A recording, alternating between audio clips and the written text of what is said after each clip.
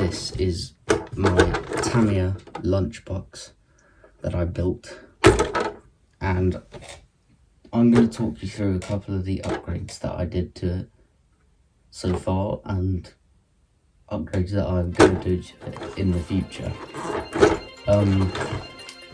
So first of all, I'm just going to talk you through how it is like this, and then I'm going to show you what it's like in there right now, and then I'm going to show you what I'm going to do to it in the future. So yeah, so as you can see, I haven't painted it yet. I am going to paint it. If you've got any suggestions for paint scheme for it, then please do let me know, because I am a bit stuck. But yeah, so let's get the body off. Yep, that's that. Okay, so as you may have already noticed, I have put oil shocks on there. Stock, it comes with friction shocks, which isn't, what that does is just means that when it's, you know, suspensioning, it does this. It bounces, and it's just got no, like, it's not smooth, it just bounces and bounces until it stops. Yeah, it just makes the handling a bit worse. Having oil shocks means that you get a much smoother ride, and I still haven't got them perfect. The front, I think, is fine.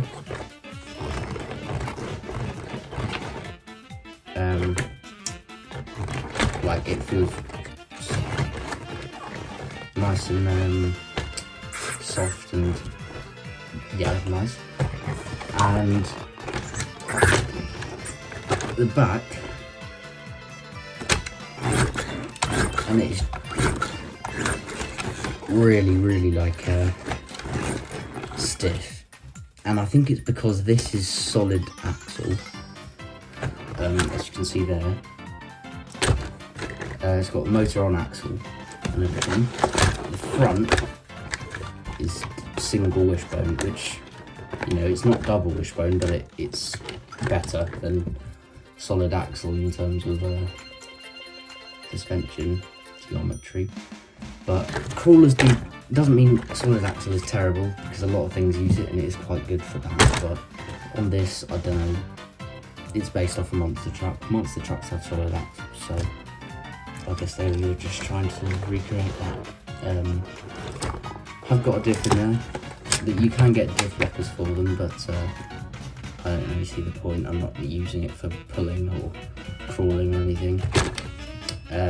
I've put bearings in there, which is the first upgrade that I'm going to talk about, because it just comes with plastic ones, which are crap at the moment.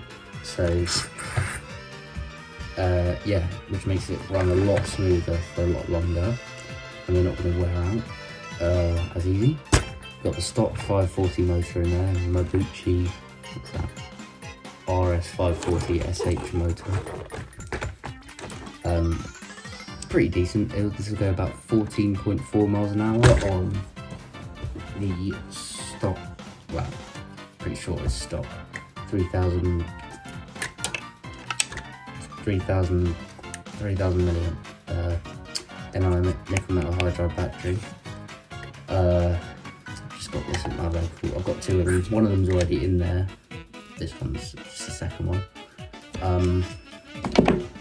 So yeah. And yeah, I think it's a great little truck. What else have we got? So one of the upgrades I am thinking of doing is I want to make it. So this goes about 14.4 miles an hour. This platform and stuff. So I want to make it go a little bit faster, I think. So I want to make, this is a brushed motor at the moment. I want a brushless one for it. If you don't know what that does, it basically makes it more efficient, more powerful, lots and lots of stuff that's good for it, basically. But that's going to be very expensive, because I need to get a brushless motor. Once I've got a brushless motor, I need a metal gearbox, because otherwise it's just going to explode. I need metal gears. I've got one metal gear on order, which is the spur.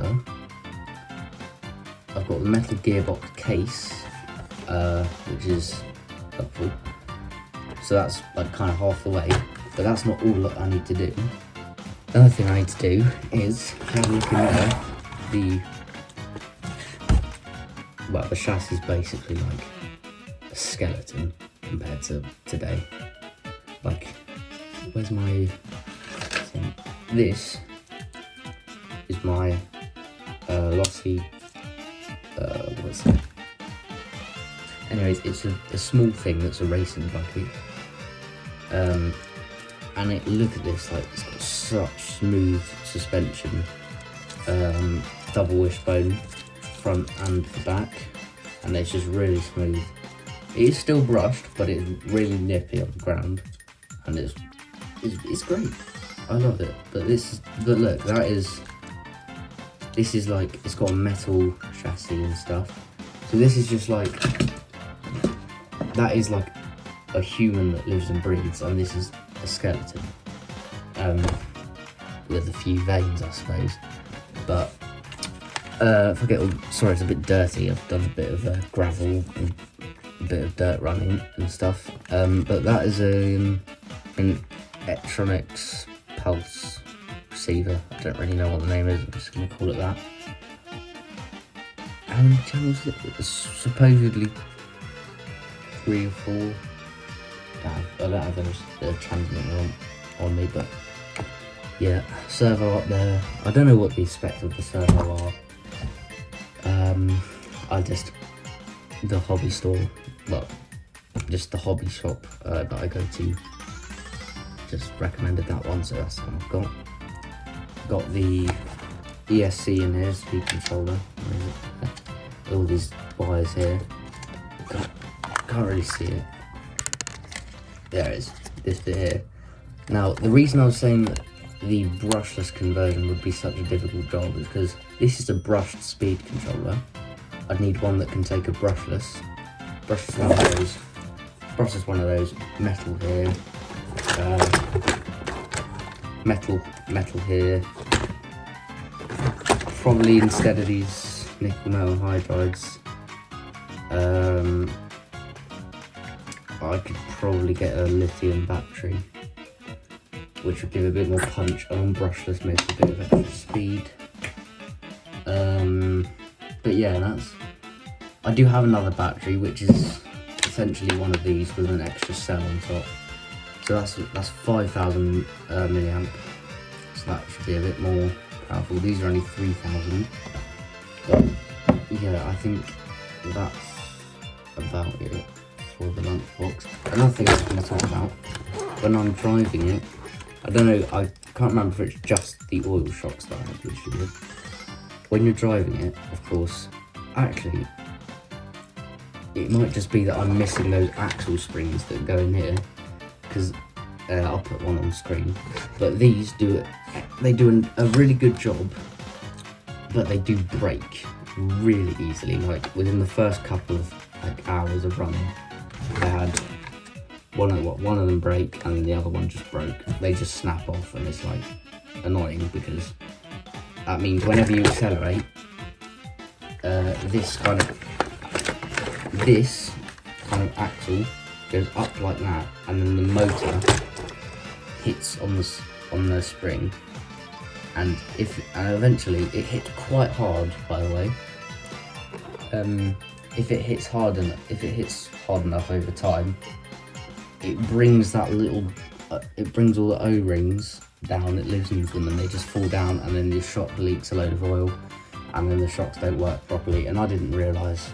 So I need to get more of those, but I'm probably going to save that for when I get a new gearbox, when I get the metal one, because, yeah, so there's not much point. I've also got a light kit coming for it, which I got off eBay. It was like £10–11. Altogether, I spent about £100 and something on upgrades for this so far. I've also got a metal, you have a look at the underneath the chassis here. These in here, underneath these steering underneath the wishbones. There's these which have a ball joint on each end. Because it's plastic, it's going to wear down a bit, and they have a bit of play in them. Wheels. Like, that's not moving the servo at all, that's just like moving on its own. So that's rubbish for handling. So yeah, I'm going to get a metal servo horn, and I'm going to get metal steering axles. Hopefully that's going to help it. So yesterday I did some tracking, the steering tracking, like upgrades. It steers fully each way now. Before it steered more left or more right than it did left. So yeah, I'm proud of this. I'm definitely going to keep building it, and eventually I'm going to try and get a clodbuster, maybe for Christmas, and then there'll be lots of videos on that, upgrading it, and well, maybe not upgrading it. I'll probably put oil shocks on it as the first thing, because all of these old Tamiyas, they all come with friction shocks and stuff like that. So yeah, so that's about it. Thank you for watching, and see you later.